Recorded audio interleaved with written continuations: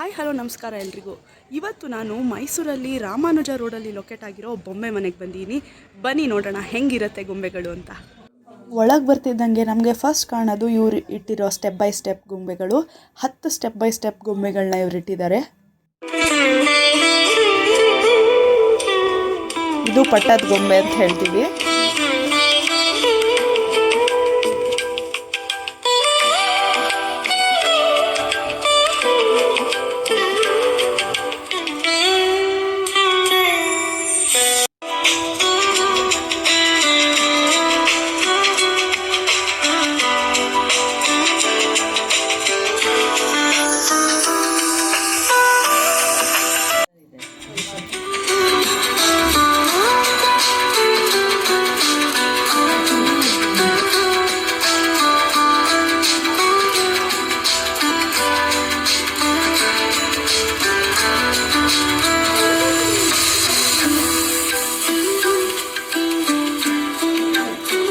ಇದು ದ್ರೌಪದಿ ವಸ್ತ್ರಾಪಹರಣದ ಪ್ರಸಂಗದ ಗೊಂಬೆಗಳು ಆ್ಯಂಡ್ ಇದು ದ್ಯೂತ ಕ್ರೀಡೆದು. ಇದು ಮೈಸೂರಿನ ಜಂಬೂ ಸವಾರಿನ ಡೆಪಿಕ್ಟ್ ಮಾಡುತ್ತೆ. ಇವ್ರಗಳ ಹತ್ರ ಸುಮಾರು ಕಲೆಕ್ಷನ್ಸ್ ಇದೆ ಇನ್ನೂ ಗೊಂಬೆಗಳದ್ದು. ಇವ್ರನ್ನ ತುಂಬ ವರ್ಷಗಳಿಂದ ನಾನು ಫಾಲೋ ಮಾಡ್ಕೊಂಬಂದಿದ್ದೀನಿ. ಈ ವರ್ಷ ಅವರು ಸ್ವಲ್ಪ ದೊಡ್ಡ ಪ್ರಮಾಣದಲ್ಲಿ ಮಾಡಿದ್ದಾರೆ ಅಷ್ಟೇ. ಆ್ಯಂಡ್ ಇವರ ಮೇನ್ ಹೈಲೈಟ್ ಏನು ಅಂದರೆ ಇವರು ಈ ಗೊಂಬೆ ಮನೆಗೆ ಯಾವುದೇ ಎಂಟ್ರಿ ಫೀಸ್ನ ಚಾರ್ಜ್ ಮಾಡ್ತಾ ಇಲ್ಲ. ಇವರ ಮೇನ್ ಮೋಟೋ ಏನು ಅಂದರೆ ನಮ್ಮ ಚಿಕ್ಕ ಚಿಕ್ಕ ಮಕ್ಕಳಿಗೆ ಹಾಗೆ ಎಲ್ರಿಗೂ ಕೂಡ ನಮ್ಮ ಪೌರಾಣಿಕ ಕಥೆಗಳ ಬಗೆಗಿನ ಅರಿವು ಮೂಡಿಸಬೇಕು ಅಂತ. ಆ್ಯಂಡ್ ಎಲ್ಲ ಬೊಂಬೆಗಳು ಕೂಡ ತುಂಬ ಥಾಟ್ಫುಲ್ ಆಗಿದ್ವು. ಅದೇ ನನಗೆ ತುಂಬ ಇಷ್ಟ ಆಗಿದ್ದು.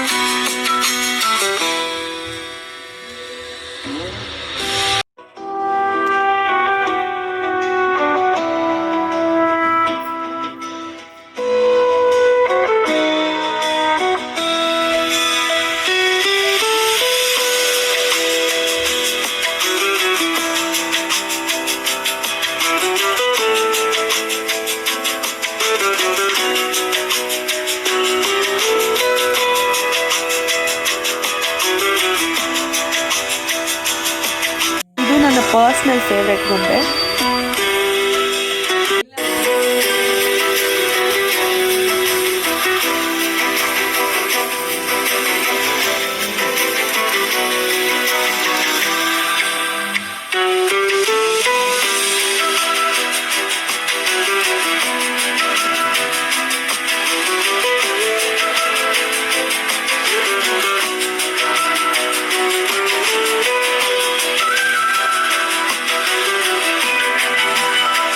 ಒಂದೊಂದು ಗೊಂಬೆನೂ ಕೂಡ ಒಂದೊಂದು ಕಥೆಗಳನ್ನ ಹೇಳುತ್ತೆ.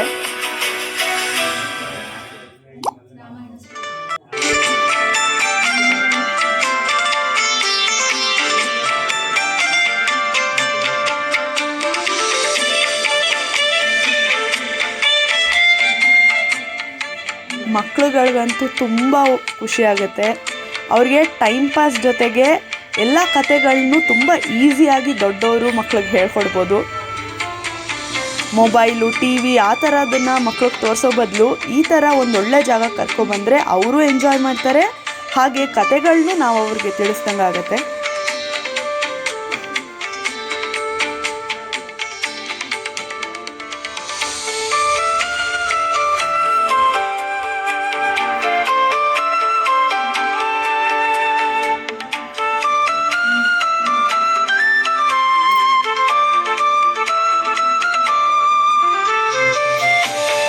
ಆ್ಯಂಡ್ ಇದು ಅಷ್ಟಲಕ್ಷ್ಮಿಯರ ಬಗ್ಗೆ ಅವರು ಕೂರಿಸಿದಂತಹ ಗೊಂಬೆಗಳು. ಆ್ಯಂಡ್ ಇದು ದಶಾವತಾರದ ಗೊಂಬೆಗಳು.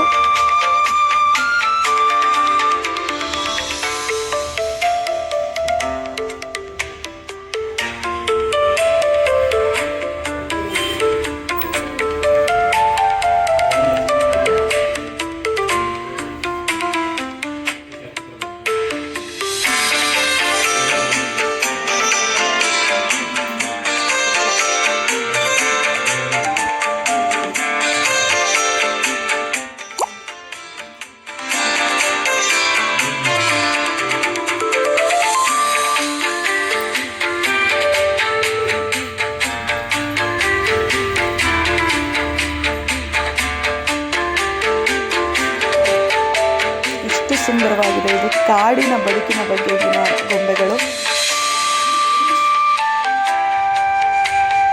ಆ್ಯಂಡ್ ಇದು 101 ಗಣಪತಿಗಳ ಒಂದು ಗೊಂಬೆ. Hope you all enjoyed this video. ಈ ವಿಡಿಯೋ ಇಷ್ಟ ಆಗಿದ್ದರೆ ಲೈಕ್ ಮಾಡಿ, ಶೇರ್ ಮಾಡಿ, ಕಮೆಂಟ್ ಮಾಡಿ, ಹಾಗೆ ಸಬ್ಸ್ಕ್ರೈಬ್ ಮಾಡಿ. Thank you so much. Bye.